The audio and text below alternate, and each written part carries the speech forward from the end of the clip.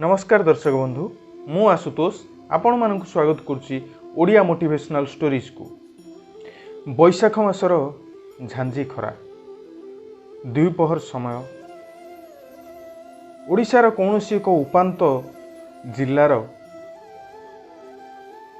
जिला मुख्य चिकित्सालयर बारंडा काँ भाँ गोटे दुईटा लोक जाआस करुथांती।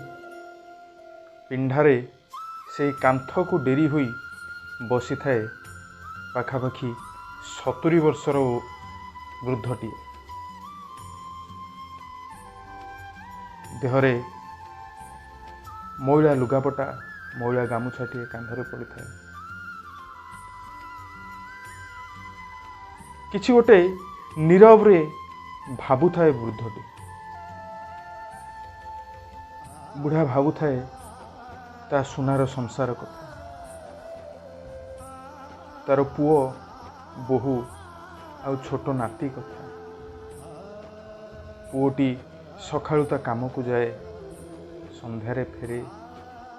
बोहू बुढ़ार सेबार कौनसी भी उणा करे नहीं। ससुर को सबुबले बाप भली सम्मान दे थाए। सबुबले बुढ़ा मध्य ताकू झील नथिबा स्थान रे बोहूटी को निजर गोटे आदरर झील बोली भावी नहीं था। गोटे खुशीर संसार भितर से छोट फूलटी कथा मध्य बुढ़ा भाबु थाए। तार छोटिया कमलिया बयसर 3 वर्षर छोट नाती गुलुगुलिया कथारे जेतेबेले जेजे बोली डाकी दिए बुढ़ा को, बुढ़ार पेट पुरी जाए। यही कथा भाबु थाए बुढ़ा, तार संसार कथा, तार परिवार कथा। आखि धार रे केतबेले हल्का लुहटीए जकई आसी थाए। बुढ़ा मध्य जानी पारि न थाए। हठात ए सबुर नीरवता को भंग करी बुढ़ार पिठिरे जन किए हाथ मारी डाकुची, मौसा ओ मौसा मौसा। बुढ़ा हठात चमकी पड़ी अनेला। बुढ़ा सजाड़ी हुई ठिया होला, नमस्कार टे पकेला। पाखरे थिला माधव। माधव से मेडिकल रो गोटे ठिका कर्मचारी, कंपाउंडर, जार चाकरी परमानेंट हुई न थाए। माधव बुढ़ा को कहूची, मौसा तुमको जहाँ कही आनीस तो?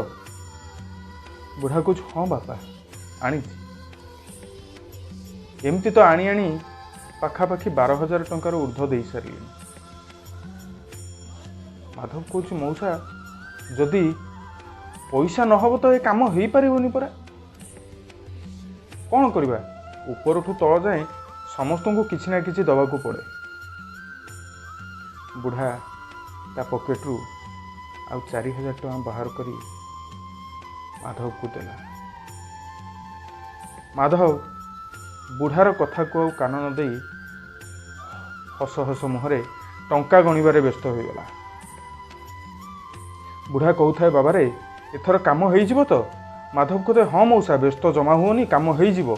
किंतु से बुढ़ार कथा को कौन सी भ्रूक्षेप कर न थाए कि खातिर कर न थाए, टंका को गणिबारे व्यस्त थाए माधव। बुढ़ाटी ये सब देखी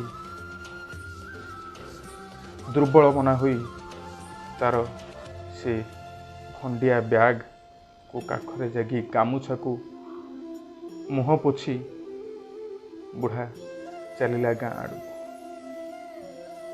बाटर चालू थाए बुढ़ा, भाबु थाए ता अतीत, भाबु थाए ता वर्तमान, भाबु थाए ता भविष्यत कौन हेबो तार। दर्शक बंधु उल्लेख करदेवा को चाहे, जो सुनार संसार कथा बुढ़ाटी से मेडिकल रो पिंढारे बसी भाबुथिला, से सुनार संसार वास्तव में उजुड़ी जाइए।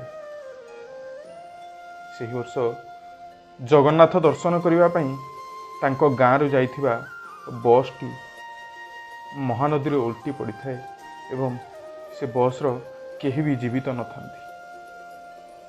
से बस रे तार पुओ बोहू एवं से कौलिया छोट फुलतीए से गुलुगुलिया कथा कहला वाला से नाती तार थिला। यही दुर्घटना राज्य सरकार घोषणा करिथांती मृतकों परिवार को 2 लाख टंकार राशि। बास से 2 लाख टंकार राशि पाइबापी बुढ़ा एपट सेपट दौड़ थाए, आ द्वार मुहर ता द्वार मुह को जाऊ थाए। मेडिकल को जीवार प्रयोजन होची डेथ सर्टिफिकेट बाहर करवा, किंतु चिन्हतु आज्ञा ये लोक ए समाज रो मुखा कई प्रकार जड़े असहाय बापटे बुढ़ाटे ए बयस धाई आसुची किछि गोटे साहाज्यर आलोक देखिबा पई, किंतु ता प्रतिबदल ताकू मिलुछि कौन? प्रतिबदल रे मिलुछि केवल मिछ आश्वासन। आउ से मिछ आश्वासन को हल्का आलोक रे परिणत करने पई बुढ़ाटी को जी जहा मागुची बुढ़ा तार साक्ष्य मते धार उधार करी दे चलुछि। एमिति विभिन्न आड़ू विभिन्न कथा चिंता करू करू बुढ़ाटी आसी गाँ मुंडरे पहुँचीगला। गाँ मुंडरे थिबा तेजराती दोकानी राधु बुढ़ा को देखी डाक मारुची, ओ निधि मौसा, निधि मौसा, मौसा। बुढ़ाटी अटकी गला। राधु मौसा को कहूची, मौसा 8,560 टंका बाकी हेलानी, केबे दब? निधि मौसा मुंड को तलुक करी अति विनम्र भाव कहूची, राधुरे तोर पैसा बाकी रखी मु मरीजी नहीं, निश्चय तो पैसा मु देदेवी। पुणी आउ थे से मैला गामुछारे मुह को पोछि बुढ़ा ता घर आड़े चलला। बुढ़ार घर होउची से गाँर शेष मुंडरे गाँ लोकों घर ठारू किछि दूर रे गोटे छोट झुंपुड़ीटे। बुढ़ा ता घर पिंढारे जाई पहुँचला। पिंढारे थिबा गरारू पानी ओजाड़ी कंसारे कंसाए पानी पीला। किछि समय थका मारी से पिंढारे पड़िथिबा छिंडा सपटिए पारि बसी थाए। बुढ़ार नीतिदिनिया गप साथी गपसप हबार साथी नट सेठी आसी पहुँचला। बुढ़ा को दूर देखी नट जानी पारला जे बुढ़ा निश्चय चिंतार अच्छी, मन दुखरे अच्छी। तेणु बुढ़ार मन को हल्का करने पाई नट किसी मजालिया कथा कहला, किंतु सेगुड़ाक बुढ़ा उपर किसी फरक पकेला नहीं। बुढ़ा सेमती तार से दुख को मन भितर चापी धरी गोटे अजଣା राइजरे निजर मन को हजई दी थाए। आखिरु से लुह गुड़ा जकई रखी थाए। शेषरे नट एतिक कही बुढ़ार मन को टिके हल्का कला जे मौसा तमे गोटे काम कर, आम गाँ सरपंच पाखक टिके जाओ, सरपंच निश्चय किछि साहाय्य करिवो।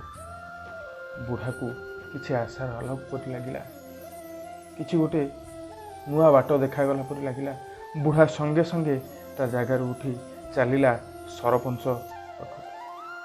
सरपंच पाखरे जाई पहुँचला। सरपंच अति सम्मान अति भद्र व्यवहार देखी बुढ़ा को पाखक डाकी नेला। बुढ़ा को गोटे चौकी दे बसैला। बुढ़ा को पचारला, हाँ मौसा कौन है कुह।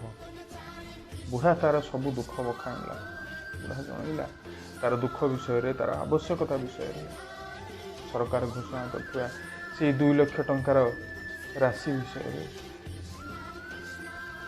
सरपंच किछि समय चुप रही बुढ़ा को कहला, मौसा तमे मते 30,000 टंका दियो, मु तुम पैसा व्यवस्था करती। बुढ़ा मनरे रागु थाए, मन मने हसु थाए, आउ मन दुख मध्य करुथाए। भाबु थाए ए दुनिया रे मनीषंकर केतेटा चेहरा, केतेटा मुखा, केते प्रकार मनुष्यंक सहित मनीषंक सहित कथा कहि पारंती, केते कथा परिवर्तन मध्य करि पारंती। बुढ़ा हाँ भरिला आउ सेठू उठिला। ଚାଲିଲା ପୁଣି ତା ଘର ଅଭିମୁଖେ। ତା ଘର ପାଖରେ ଯାଇ ପହଞ୍ଚିଲା। ପିଣ୍ଡାରେ ପଡ଼ିଥିବା ସପଟିକୁ ପାରି ଆକାଶକୁ ଅନେଇ ଶୋଇଲା। ଆଉ ଭାବୁଥାଏ ଏ ଦୁନିଆରେ ଥିବା ଲୋକଙ୍କ କଥା, ଏ ପ୍ରଶାସନର କଥା, କେମିତି ସମସ୍ତେ ଚାହିଁ ବସିଛନ୍ତି ଗୋଟେ ଅସହାୟକୁ ଆହୁରି ହଇରାଣ କରିବା ପାଇଁ, ବୋଝ ଉପରେ ନଳିତା ବିଡ଼ା ଦେବା ପାଇଁ। ଏମିତି ଭାବି ଭାବି ରାତି ହେଇଗଲା। ବୁଢ଼ା କିଛି ଖାଇ ମଧ୍ୟ ନାହିଁ। ତା ପରଦିନ ସକାଳୁ ନଟ ଆଉ ରାଧୁ ବୁଢ଼ାର ଘର ପାଖରେ ଆସି ପହଞ୍ଚିଛନ୍ତି। ଦେଖୁଛନ୍ତି ବୁଢ଼ାର କବାଟ ଭିତରୁ ଦିଆହେଇଛି। ନଟ ଘର ବାହାରେ ଡାକ ମାରୁଛି, ନିଧି ମଉସା, ମଉସା, ଓ ମଉସା। କିଛି ଭିତରୁ ଶବ୍ଦ ଶୁଣୁନାହିଁ। ରାଧୁ ଭାବିଲା ବୋଧହୁଏ ମଉସାଙ୍କୁ ନିଦ ହୋଇଯାଇଥିବ। କାଲି ବହୁତ ଦୌଡ଼ା ଦୌଡ଼ି କରିଛନ୍ତି, ପରିଶ୍ରମ କରିଛନ୍ତି, ବୋଧହୁଏ ନିଦ ହୋଇଯାଇଥିବ। ନଟ ମଧ୍ୟ ଡାକ ଚଲେଇଥାଏ, ମଉସା କବାଟ ଖୋଲ, ମଉସା। ଅନେକ ସମୟ ଏମିତି ଡାକିଲା ପରେ ଯେତେବେଳେ କିଛି ଉତ୍ତର ନ ମିଳିଛି, ଦୁଇ ଜଣ ଯାକ କବାଟକୁ ଧକ୍କା ମାରି ଖୋଲିଛନ୍ତି। ଆଉ ଦେଖିଛନ୍ତି ନିଧି ମଉସାର ଝୁଲନ୍ତା ଶରୀର।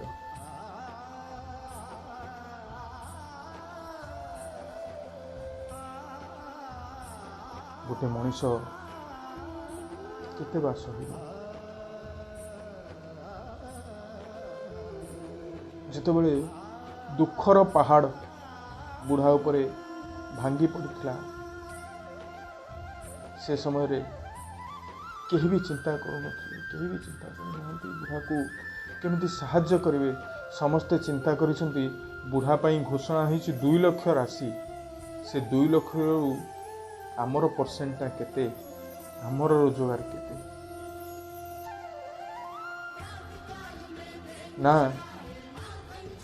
ମେଡ଼ିକାଲର ସେ ଠିକା କର୍ମଚାରୀ ମାଧବ ଚିନ୍ତା କରିଥିଲା ଯେ 70 ବର୍ଷର ଗୋଟେ ବୃଦ୍ଧକୁ ଏମିତି ହଇରାଣ କରି, ଏମିତି ଲୁଟି କେଉଁ ସ୍ୱର୍ଗକୁ ଯିବି? ନା, ସେ ଗାଁର ସରପଞ୍ଚ ଚିନ୍ତା କରିଥିଲେ ଯେ ମୁଁ କ'ଣ ଠିକ୍ କରୁଛି ନା ଭୁଲ କରୁଛି।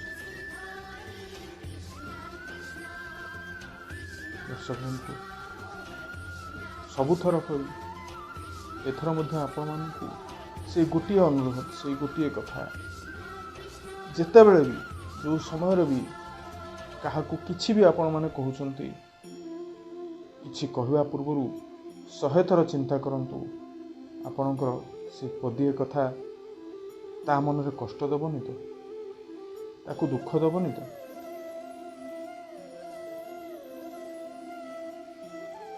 ପରିଶେଷରେ ଏତିକି କହିବି, ଖୁସିରେ ରୁହନ୍ତୁ, ସୁସ୍ଥ ରୁହନ୍ତୁ। ଯଦି ଆମର ଆଜିର ଏହି କାହାଣୀଟି ଆପଣଙ୍କୁ ଭଲ ଲାଗିଥାଏ, ତେବେ ଆମ ଚ୍ୟାନେଲକୁ ଲାଇକ୍ କରନ୍ତୁ, ସେୟାର କରନ୍ତୁ ଏବଂ ସବସ୍କ୍ରାଇବ୍ କରନ୍ତୁ। ନମସ୍କାର।